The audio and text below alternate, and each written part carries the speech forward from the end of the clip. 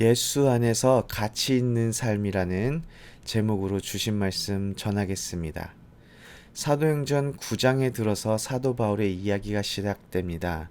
스데반 집사가 돌에 맞아 순교하는 자리에서 스데반 집사에게 돌을 던지는 사람들의 겉옷을 지켜줬던 인물이 사도 바울, 즉 사울이었습니다. 사도행전 7장 60절에 사울은 스데반 집사가 죽임을 당하는 것을 마땅히 여기던 사람이었습니다. 그랬던 그가 오늘 본문을 보면 다메섹에서 제자들과 함께 며칠을 있었다고 19절에서 알 수가 있습니다. 가만히 생각해 보면 지금 너무 재미있는 상황이 벌어진 것입니다. 사울이 다메섹을 향해 가던 이유는 다메섹에서 예수님을 믿고 있는 사람들을 잡기 위함이었습니다. 9장 1절을 보면 사울이 주의 제자들에 대하여 여전히 위협과 살기가 등등하여 라고 기록되어 있습니다. 지금 성경 한 절을 읽었는데 예수 믿는 사람들을 다 잡아 죽이겠다는 사울의 그 막 살기 등등한 눈빛이 느껴지지 않습니까?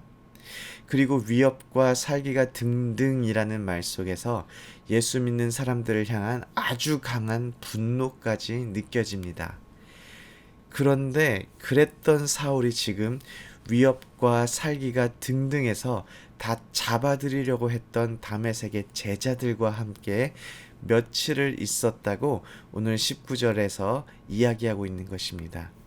그리고 20절에 즉시로 회당에서 예수가 하나님의 아들이심을 전파하였다고 성경이 기록하고 있습니다. 즉시로라는 단어가 사용되었습니다. 예수 믿는 사람들을 향해서 살기가 등등하던 사울이 즉시로 회당에서 예수님이 하나님의 아들임을 전파합니다.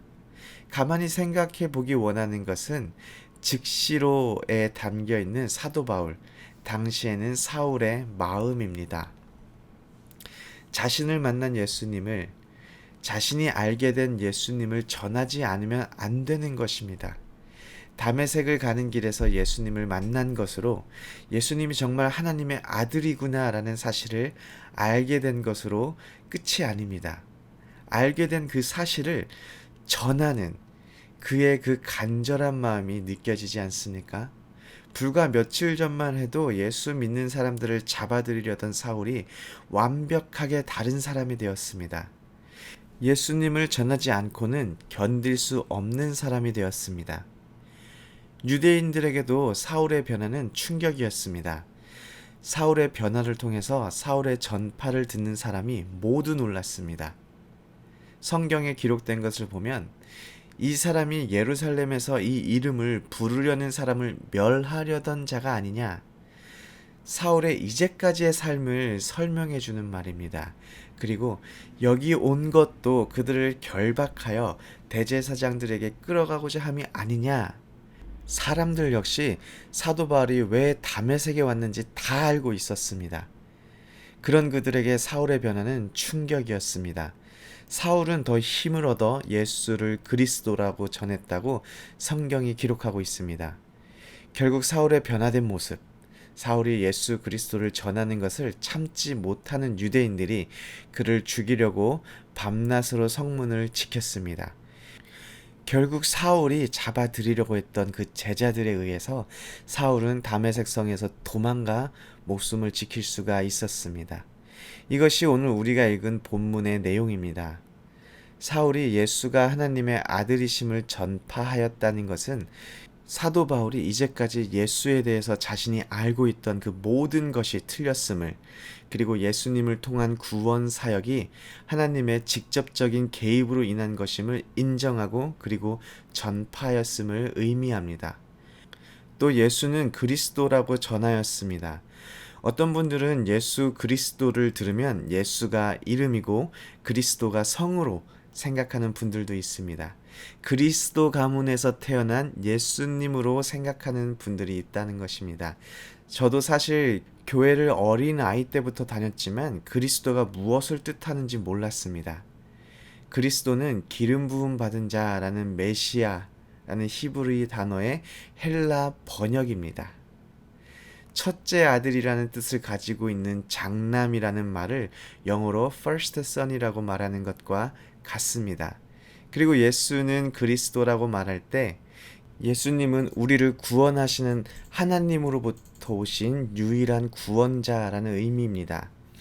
예수를 거부하고 부인하던 사울이 예수가 구원자임을 인정하고 예수 그리스도 외에는 우리를 구원할 분이 없음을 전하고 있는 것입니다. 무엇이 그의 삶을 송두리째 바꿔놓았습니까? 사도 바울의 노력 때문이었습니까? 아닙니다. 예수 그리스도를 만남이 그의 삶을 바꾸었습니다. 한국의 전 문화부 장관이기도 했고 대표적인 문학인으로 그리고 지성인으로 불리는 이어령이라는 분이 계십니다. 그분은 한평생을 무신론자로 살았습니다. 그리고 그가 가지고 있는 지성으로 글을 쓰면서 기독교를 비난하고 조롱하기도 했습니다. 하지만 그랬던 그가 70이 넘은 나이로 하나님의 계심을 인정하고 예수 그리스도를 영접하게 되었습니다. 빵만으로는 살 수 없다라는 책에서 그는 자신이 기독교인이 아니었을 때와 그리고 기독교인이 된 후의 모습을 비교하면서 성경의 진리를 이야기합니다. 이어령 씨는 딸과 손주의 아픔이 치유된 기적을 계기로 기독교인이 되었지만 치유의 기적 때문에 기독교인이 된 것은 아니라고 말을 합니다. 자신의 무력함과 한계 속에서 방황하다가 예수 그리스도를 만나게 되고 그리고 예수 그리스도를 믿게 되었음을 고백합니다. 기독교를 조롱하고 공격하지는 않았지만 그저 미신이라고 생각하며 무신론자의 삶을 살던 세계적인 생물학자이며 미국 국립보건원 원장인 프랜시스 콜린스도 예수님을 영접하여 기독교인이 되었습니다. 무신론자였다가 유명한 기독가 변증가가 된 C.S. 루이스라는 분의 책을 접하게 되면서 콜린스 원장은 그 속에서 예수님을 발견하게 되었음을 고백합니다. 그리고 그의 회심은 그의 삶을 바꾸게 되었습니다. 그가 스스로 던졌던 질문이 있는데요. 하나님은 계시며 그가 나를 아끼시는가? 라는 질문입니다. 그 답을 우리는 알고 있습니다. 네, 하나님은 계시며 하나님은 우리를 아끼고 계십니다. 우리를 너무나도 아끼시기 때문에 독생자이신 예수 그리스도를 이 땅에서 우리를 대신하여 죽게 하셨습니다. 기독교인들을 잡아들이던 사울이 사도 바울이 된 것, 기독교를 비난하고 조롱하던 이어령 전 문화부 장관이 기독교를 위해서 글을 쓰게 된 것, 기독교는 그냥 미신일 뿐이라고 생각했던 미국의 국립보건원 원장인 콜린스 원장의 삶을 바꾼 것 모두 그 한가운데에는 예수 그리스도가 계십니다. 예수 그리스도가 삶을 바꾸십니다. 예수 그리스도는 우리의 삶을 바꾸시는 분입니다.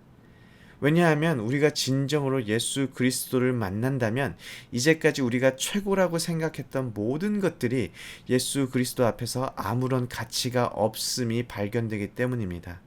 우리가 이전에 세상에서 원했던 삶들이 예수 그리스도로 인하여 구원받은 삶과 비교했을 때 너무나도 초라하기 때문입니다.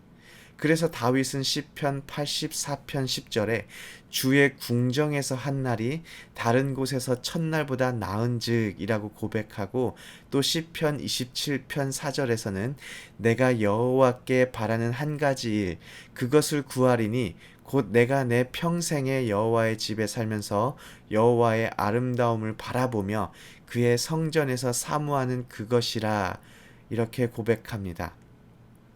다윗은 여호와 하나님 안에서 살아가는 삶의 가치를 알았기 때문입니다. 이 시간 말씀을 맺겠습니다.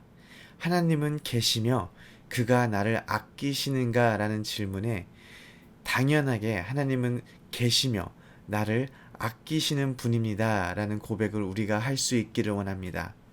그리고 예수 그리스도가 우리 삶 속에서 발견되어지기를 원합니다. 예수가 정말로 우리 삶의 구원자, 메시아, 그리스도가 되어질 때 우리의 삶은 이전과 같을 수 없습니다. 혹시 우리가 습관처럼 예수를 믿어오지는 않았는지, 그리고 예수를 믿는다는 우리의 고백이 정말 우리의 심령에서 울리는 고백인지 곰곰이 생각해 보기를 원합니다. 그리고 사울처럼 변화된 삶을 살아가는 오렌지 한인교회 모든 성도님들이 되기를 소원합니다.